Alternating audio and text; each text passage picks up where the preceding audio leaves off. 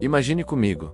Você já parou para pensar que a forma como a gente vive hoje pode determinar como será a nossa partida deste mundo? Pois é, o Espiritismo nos revela que existem diferentes formas de desencarnar e que algumas delas podem ser muito mais dolorosas, confusas e perturbadoras para o espírito. E é exatamente sobre isso que vamos falar hoje. Então já se prepara porque este vídeo vai te fazer refletir muito sobre a vida e sobre a morte. E já aproveita para se inscrever aqui no canal Despertar Espiritual, ativar o sininho e deixar o like, porque aqui nós falamos sobre os mistérios do além com profundidade e clareza. E olha, fica comigo até o final, porque a número 1 desta lista é de longe a forma mais dolorosa e difícil de todas. Em 10º lugar nós temos a morte sem fé ou sem preparo espiritual. Sabe aquelas pessoas que passam a vida inteira acreditando apenas no que os olhos podem ver e sem nunca pensar na possibilidade da vida continuar depois da morte? Pois é, quando chegam no momento da partida, esses espíritos muitas vezes ficam perdidos, confusos, sem entender o que aconteceu. O corpo já não responde,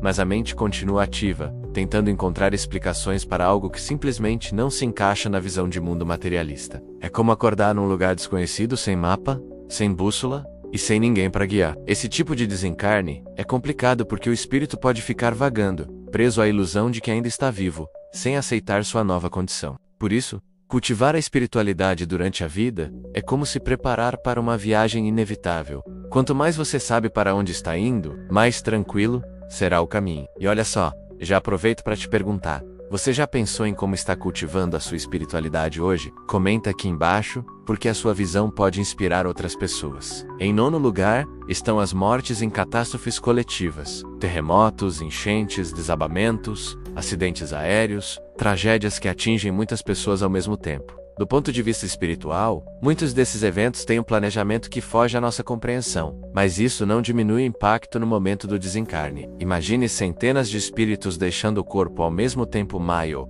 a dor, desespero e pânico coletivo. Essa energia intensa pode causar grande confusão, deixando alguns espíritos em estado de choque, sem entender como foram arrancados da vida em questão de segundos. Claro que existe sempre o amparo da espiritualidade, que socorre, orienta e consola. Mas não dá para negar que é um processo muito mais turbulento e cheio de perturbações do que uma morte tranquila, cercada do pós. E aqui vai mais um convite para você participar. Já passou pela sua cabeça a ideia de que em alguns momentos da história da humanidade, grandes tragédias podem ter uma explicação espiritual por trás? Se sim, deixe a sua opinião nos comentários, porque esse é um tema que gera muitas reflexões. No 8º lugar, nós temos as mortes em práticas criminosas ou violentas. Quando uma pessoa desencarna enquanto está cometendo um ato de violência ou envolvida em ambientes pesados de criminalidade, a situação espiritual é muito complicada. Isso porque a energia do ódio, da raiva, da vingança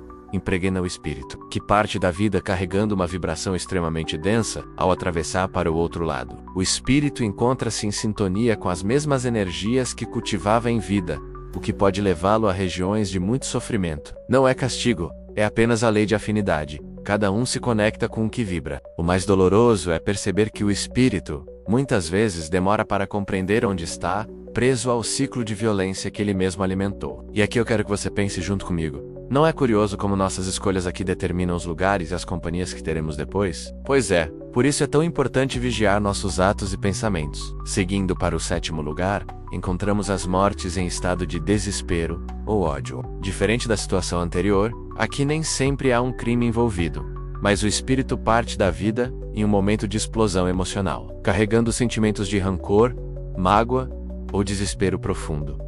Essa energia não desaparece no instante da morte. Pelo contrário, ela acompanha o espírito e pode se tornar uma prisão invisível. Muitos espíritos ficam presos em ciclos de revolta, incapazes de perceber a ajuda que lhes é oferecida. E aqui está um ponto crucial.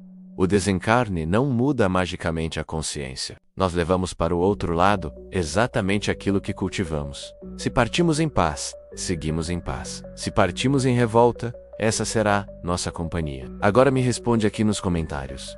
Você já conheceu alguém que parecia carregar ódio ou rancor a vida inteira? Já pensou como seria a transição espiritual dessa pessoa? Em 6º lugar aparecem as mortes marcadas por apego extremo à matéria. Sabe aquelas pessoas que vivem só para acumular bens, status, poder, sem nunca pensar em algo maior? Pois bem, quando chega a hora de desencarnar, o desapego se torna quase impossível. O espírito não aceita deixar a casa, o carro, a empresa, os bens que tanto lutou para conquistar. E o resultado é um sofrimento prolongado, porque, mesmo sem o corpo físico, o espírito permanece tentando se agarrar ao que já não lhe pertence. Muitas vezes, espíritos nessa condição ficam presos em suas antigas casas ou locais de trabalho, sem aceitar a realidade da morte. É por isso que o Espiritismo ensina tanto sobre a importância de não colocar nosso coração apenas nas coisas materiais. Eu quero que você reflita comigo.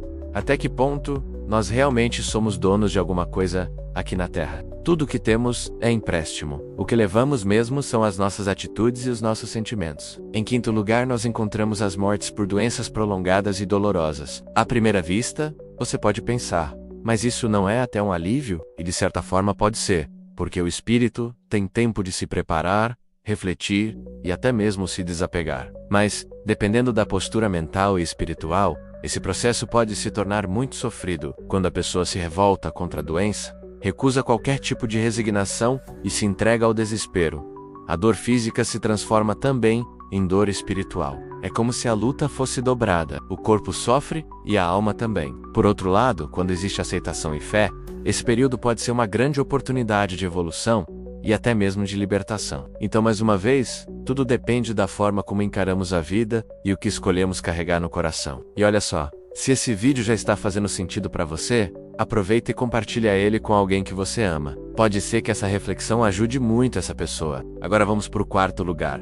As mortes repentinas. Infartos, AVCs, choques fatais, acidentes súbitos, o corpo simplesmente apaga sem dar aviso. Para muitos, isso pode parecer uma morte tranquila, mas do ponto de vista espiritual, pode ser bastante complicado. O espírito não estava preparado. Não houve tempo de se despedir, nem de refletir. Muitas vezes a alma não aceita que já morreu e continua vivendo como se ainda estivesse encarnada. Existem relatos espirituais de pessoas que permanecem tentando tocar a vida normalmente, indo ao trabalho, frequentando a própria casa, até perceberem que ninguém mais as escuta. Essa confusão pode durar muito tempo, e é um dos grandes desafios desse tipo de desencarne. E eu quero que você me diga, você prefere a ideia de uma morte rápida ou de uma partida com tempo para se preparar?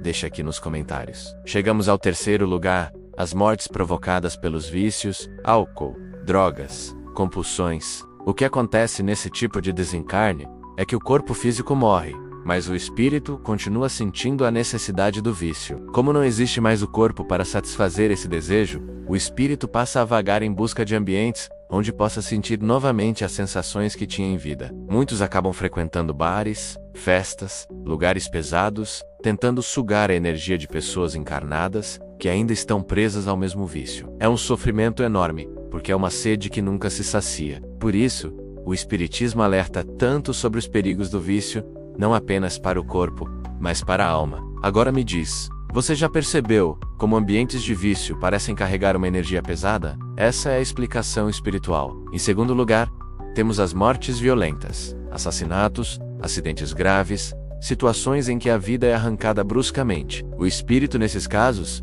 sente o impacto não apenas físico, mas também emocional. A sensação de injustiça, de revolta, de dor, pode prolongar a perturbação por muito tempo. Muitas vezes, a alma permanece no local do acontecimento, repetindo mentalmente a cena, sem conseguir se libertar. Claro que existe sempre o amparo da espiritualidade, mas o choque inicial é muito forte, e a recuperação pode ser lenta. É por isso que esse tipo de desencarne é considerado um dos mais difíceis. E agora, chegamos ao primeiro lugar. A forma mais dolorosa de todas, a autoaniquilação espiritual. Quando a pessoa decide encerrar sua jornada antes do tempo determinado. Essa escolha, que muitos chamam de interrupção da própria vida, é extremamente complicada porque o espírito não se liberta da dor ao abandonar o corpo. Pelo contrário, ele continua sentindo os efeitos daquilo que fez, carregando consigo o peso da decisão. É como se tentasse fugir do sofrimento, mas encontrasse um sofrimento ainda maior. A espiritualidade explica que ninguém está sozinho